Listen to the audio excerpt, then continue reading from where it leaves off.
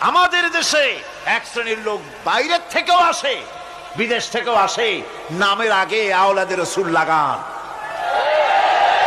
ফেদায়ে রসুল, মুজাহিদে মিল্লাত, আওলাদে রসুল। আজীব, তুমি আওলাদে রসুল।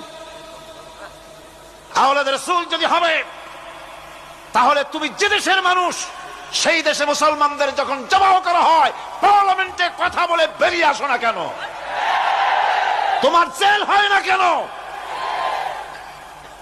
কংগ্রেসের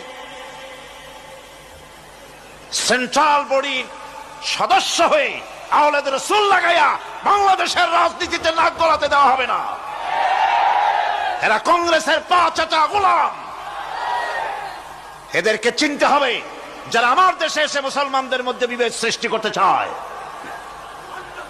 আমার মুসলমান ভাইয়েরা, সুতরাং আজকে আমাদেরকে বুঝতে হবে, নামের আগের 14 হাত লম্বা বিশেষণ দেখে ভুললে চলবে না।